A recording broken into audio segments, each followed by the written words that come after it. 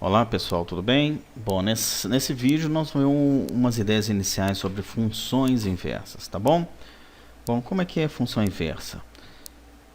Para fixar ideias, vamos considerar a seguinte função: 3x ao quadrado mais 4, tá? Essa é a sintaxe dela. Aqui no Excel, a gente vai fazer o seguinte, então esse aqui vai ser 3 vezes o que está aqui ao quadrado mais 4.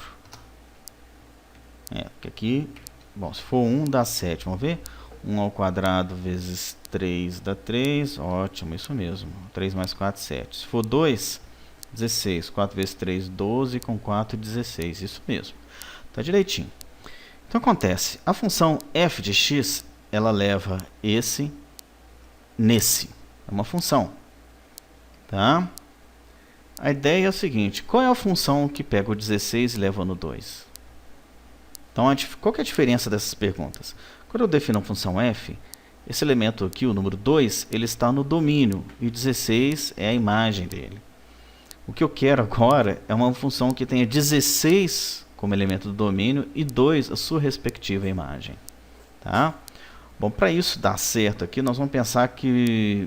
Vamos colocar uma condição para esse caso, porque não é sempre verdadeiro fazer isso. Mas se a gente coloca uma restrição como essa, aí não tem problema, né? Por que eu estou falando isso? Olha, o 2 vai no 16, mas o menos 2 também vai no 16. Mas aí se eu pego uma função que tenha o 16 como domínio, ele poderia ter duas imagens, o menos 2 e o 2. E a gente sabe que uma função não pode ter duas imagens. Então, a função que tivesse 16 como elemento do domínio, teria como imagens o 2 e o menos 2. Agora, se eu restringir que minha função só vai funcionar para valores positivos, aí isso não tem problema, porque o 2 vai no 16 e o 16 também só vai no 2. Tá legal? Uma função desse tipo é a função inversa. Tá? Função inversa.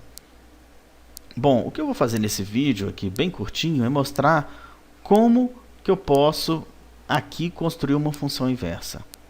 Ok? Bom, vamos pegar esses dois aqui. Eu vou colocá-los num outro lugar, para não me atrapalhar. Pode ser que depois eu até mude de novo, né? Aqui acho que não vai atrapalhar, não. Né? Então a ideia é 1, 2, 3, 4, 5, um monte de números, né? E aqui vão ser suas respectivas imagens, tá? Então aqui coluna do domínio, coluna das imagens.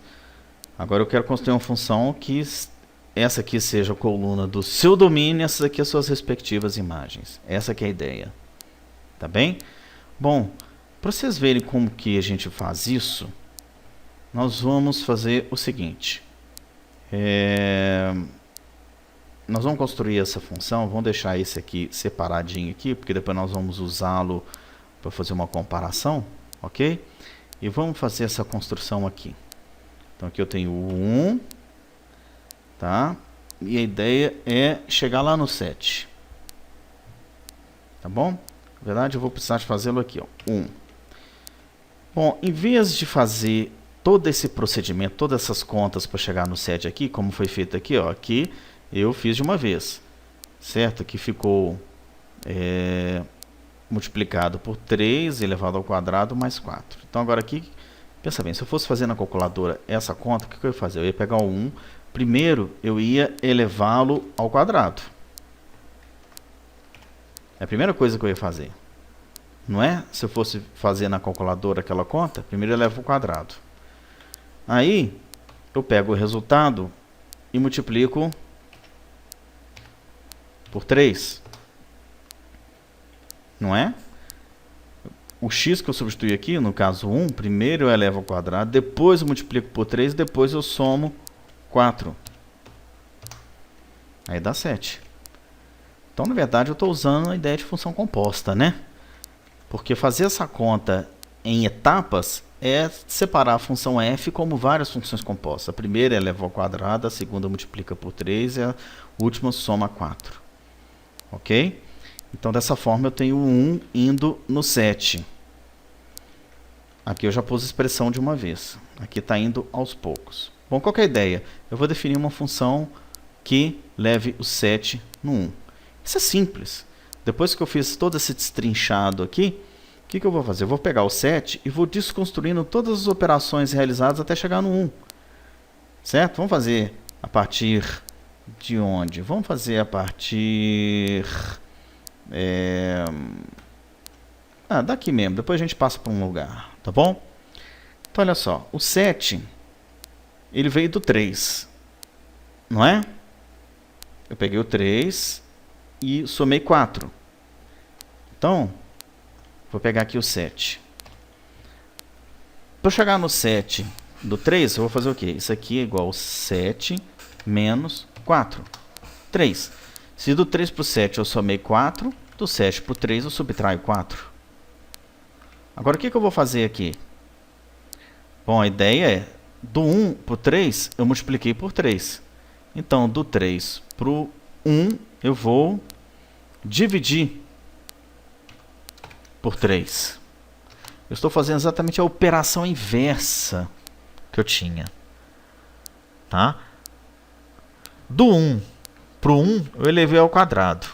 Se vocês estão desconfortáveis com esses valores, vamos pegar outros diferentes. 2. Chega no 16. Então, o 16, em alguma hora vai ter que chegar no 2. O 2 chega no 16 como? Eu elevo ao quadrado, multiplico por 3, somo 4. Então, para eu voltar tudo, olha, se aqui daqui para cá eu somei 4, daqui para cá eu subtraio 4. Divido por 3 e extraio a raiz quadrada. Então, esse aqui é a raiz quadrada do que está aqui. Eu chego no 2. Então, tem uma sequência de funções que vão sair do 16 e ir no 2. Tá? Só para... Pronto. Aqui é igual ao que está aqui. Então, por exemplo, se aqui for 3, o 3 eleva ao quadrado dá 9. Vezes 3, 27. 27 mais 4, 31. Agora, pega o 31. Subtrai 4, divide por 3, extrai raiz quadrada.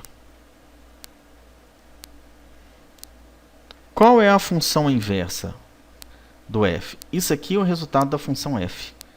Função f, pegando valores positivos. Agora eu quero saber qual é a função g de x resultante de toda essa parafernália aqui. O g de x primeiro. Então ele faz o quê? Ele pega o x, subtrai 4. Foi isso que nós fizemos. Depois, nós dividimos por 3. E, finalmente, extraímos a raiz de tudo isso aqui. Então, a função inversa de 3x2 mais 4 é raiz quadrada de x menos 4 dividido por 3. Essas duas funções são inversas. E quando eu faço essa sequência aqui, eu estou mostrando exatamente como se fosse a composição da f com a g. Esse aqui é o final de toda a composição. Eu pego esse aqui, elevo ao quadrado, multiplico por 3, somo 4. Pega esse, subtrai 4, divide por 3, extrai raiz quadrada. Observa que as operações inversas ocorrem. Raiz quadrada é a operação inversa de elevar ao quadrado. Somar 4 é a operação inversa de subtrair 4. Multiplicar por 3 é a operação inversa de dividir por 3. Em que ordem que ocorrem essas operações inversas? Na ordem inversa em que ocorreram as outras operações. Bom, revise esse vídeo, refaça passo a passo e vocês vão ver que não é complicado, dado uma função, encontrar a sua inversa. Tá? Agora, só para vocês terem uma ideia de como que a inversa funciona direitinho, nós vamos fazer o seguinte, olha. Aqui nós vamos colocar, vamos apagar isso aqui, né? Como é um vídeo, vocês vão ter gravado isso, vão voltar a hora que quiser. Porque 7, 16, 31, 52, 79, 112, 151. Ok? O que eu vou colocar aqui? Eu vou colocar exatamente essa função, que é raiz de o que está aqui, menos 4, dividido por 3. Observe que eu coloquei exatamente a expressão da G, não é isso? Abacadabra, deu 1. Se eu transferir essa fórmula para todas as colunas, eu vou produzir exatamente a mesma coluna que eu tinha aqui. Isso é para mostrar que realmente essa função que está aqui, com esses números, é a inversa dessa daqui. A função que está de vermelho é a inversa da função que está de azul. Essa é a correspondência via função f. Essa é a correspondência via função g. A f leva 1 no 7, 2 no 16, etc. A g faz o contrário, por isso que ela é inversa. Porque quem era imagem da f está no domínio da g. Quem era domínio da f está na imagem de g. Foi trocado. Essa que é a ideia da função inversa. Então, nesse vídeo, nós vimos qual que é a ideia da função inversa, como que a partir de uma função a gente pode construir a sua inversa, e como de fato isso funciona para poder a gente compreender como que é a estrutura de uma função inversa. É isso aí, pessoal.